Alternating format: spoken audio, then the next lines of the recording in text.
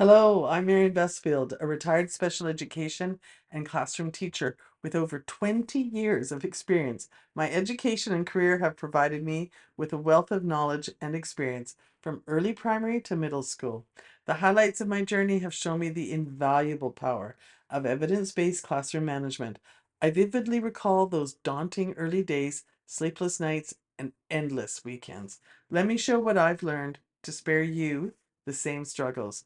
So, are you ready to transform your teaching experience? Let's get started. Have you ever wondered how end of year recognition awards could be more than just a tradition? What if they became powerful tools to empower your students and build an inclusive classroom community? Join me to discuss how we can transform end of year awards into life changing moments.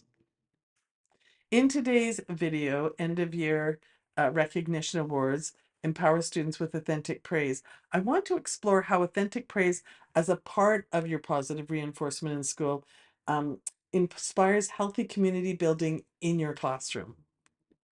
So first, let's recognize the end of the school year is always, at least for me, a bittersweet moment. It's a time to celebrate our students' journey and growth, and also our journey and growth that we've had with these students. And in my case, I kept most of my students for 2 years, which personally I preferred. I had a multi-age classroom, so I kept them for more than one grade, and I just loved it. So while it's tough to say goodbye, I also found it to be a unique opportunity to acknowledge students' character traits. I found that often year-end recognition awards focus on academics. However, we can go beyond academic student awards by emphasizing personal virtues and character traits, and this can significantly impact our students' ongoing personal and academic growth. Let's start with an understanding of positive reinforcement in schools, what that looks and sounds like. Authentic praise focuses on who students are rather than what they've accomplished or something more superficial. It highlights qualities like kindness, resilience, hard work, determination, work ethic, and this nurtures self-esteem and it nurtures the development of their identity. So instead of saying, wow, you put a lot of pretty colors in that picture, it may sound more like, wow, you really paid attention to the expectations for this project. I really appreciate your steady focus, your good listening, and your hard work. Okay, so now let's dive into 6 categories of student recognition: academic, attendance, athletics, citizenship, character, and virtue awards. Each celebrates a different aspect of student life and growth. Year-end academic awards in the classroom acknowledge students with outstanding academic achievements, which encourages them to pursue intellectual excellence and maintain their curiosity and dedication to learning. Year-end attendance awards are given to students with perfect or exemplary attendance, honoring their commitment and dependability, which are crucial traits for future professional success. The year-end athletic awards often typically celebrate students who excel in sports. These awards recognize physical prowess, teamwork, sportsmanship, all of which are key components of personal development and resilience on and off the field. Year-end citizenship awards are for students who have served their school or classroom by demonstrating leadership or helping others, and this reinforces the value of community and responsibility. End-of-year character awards highlight students who exhibit commendable attributes like courage, kindness, frequently stepping out of their comfort zones to positively impact those around them. And year-end virtue awards honor those who embody the moral values such as integrity, honesty, reliability, highlighting the importance of ethical conduct and strong personal values. There is an overlap between virtues and achievement, and acknowledging this is essential in awards. And integrating recognition awards can be valuable. For instance, a student might display leadership through their athletic achievements or demonstrate humility through academic excellence. By framing awards to highlight virtues like self-discipline, we emphasize qualities that underpin success. By taking this approach, not only can we recognize achievement, but also reinforce the character traits that enable these accomplishments. It encourages students to value the journey and personal growth over the outcome, helping them understand that virtues form the foundation for success in education and beyond. So I'm here to suggest we flip the script and change student recognition ceremonies by awarding virtues first, then relate them to achievements. This shift encourages traits that can profoundly influence students' futures and how they interact with the community around them. So I've just managed or mentioned how these awards can impact community. I have been focused on end of year awards, but we can have a broader impact than that. Consider going beyond end of year awards that are offering authentic praise that can be a continuous process throughout the year. And of course, presuming that you're offering that authentic praise throughout the classroom day, week, and month, reinforcing character traits year round can motivate students to cultivate these students' qualities consistently so they can continue to practice them as you've identified something that you really see in them. It's beautiful, but it also allows their peers to emulate it because you've identified it in a person. They understand now what that looks like in their classmate, and they can go, "Oh, I like that. That's something I like about them." And they may choose to emulate it. And it also provides you with opportunities to identify with your and your students more traits because hopefully you'll find more than one trait in each of your students. So going back to implementing authentic praise, start by clearly communicating the traits and virtues you value. And I did not do this, but you may want to encourage student nominations and have your students reflect on their peer strengths to make the process inclusive and insightful. I did something similar, although I didn't do that specifically for paper awards. We had a whole ceremony. I did lots of positive reinforcement, lots of authentic praise.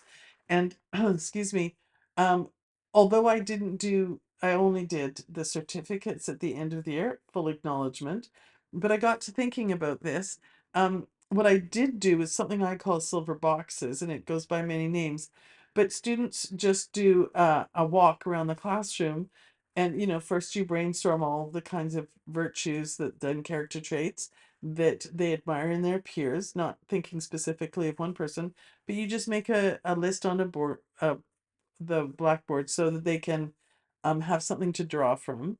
And in primary grades where I lived and breathed, it was also a spelling support for them. And anyways, and then they go around and they stop at each friend's paper and they write down just one word. They could write a short phrase, but typically it was just one word: kind, generous, helpful, friendly. And so then I would take all of those in. They didn't get to see them right away, partly because I did edit to make sure that all the words on every page was kind and friendly. There was one year where that was not the case. There was one word, and there's a process for handling that. And we made sure, well, essentially, I made sure that every student's paper had a mark on it that could have been an unkind word. So the student who got the unkind word didn't know it was on their paper. Nobody knew whose paper it was on other than the person who wrote it. And then I just addressed it whole class and I said, I don't need to know who did this, but this is how we've handled it. And this is not what this process is about. So that can happen. It's a recommendation that you do it that way. But my point is although I didn't hand out the certificates, that's how I got to this thought of thinking my students loved doing that. And we did that a couple, 3 times a year. So I know that giving out the achievement certificates or the recognition awards would have a profound impact too. And you make a real ceremony out of it as you call the student up. You identify the trait, you identify how you see that trait in that student or how their peers see that trait in the student. And it's just a real blessing as they just sit there and get washed over with all this beautiful language about themselves. Creating these recognition awards is easy if you choose awards that embody your classroom's values and you use these as tools to reinforce the traits you've nurtured over that year and years prior. Super easy to create.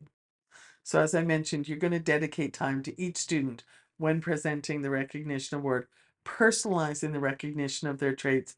This attention makes the experience memorable and impactful. It can be valuable to consider incorporating student reflection. This allows students a chance to reflect on their experiences. This feedback can be invaluable for improving the process, understanding the impact as you get to read these reflections, but also make sure that the moment doesn't just kind of, if you're the first person that gets awarded and then you sit through all of your peers, it can often be somewhat gone by the time you get back to your desk or you take it home. By sitting and having a moment of reflection, it really helps your student to absorb, to kind of marinate in an understanding and of what they have to offer other people. That really helps build an identity and sense of self. Celebrating character traits prepares students for future success by encouraging student growth, by highlighting their intrinsic value beyond athletics or academics. So this is all about how you can transform end of year awards into life-changing moments. Use these end of year awards to create a lasting way of positivity and inspiring positive reinforcement, which equips students with confidence and encourages them to take pride in their journey and future endeavors. This seems like such a simple strategy, but I can say it is effective. I've had many notes from parents saying that this kind of talk in our classroom has changed the moral compass of their child. And I didn't get a chance to really dig into that conversation, but this is a powerful tool. I've had students come back years later remembering the power of positive reinforcement in their lives. So are you ready to take your all areas of classroom management to the next level? Download my gift to you. It's the free classroom management checklist on your right there, and get you on the path, started on the path to uh, more confident classroom management. You can use the bit.ly link you see on the screen, scan the QR code with your camera, or find the link in the description below. Please join me again. You will see some suggested videos on the right of the screen. If you found this video helpful, please give it a thumbs up, subscribe to our channel, and hit the notification bell so you never miss an update. And it will help me get to more teachers. As we all know, we get the algorithm. This affects the algorithm. So I'd love it if you'd hit that like and subscribe. Thanks for joining me. See you soon. Bye now.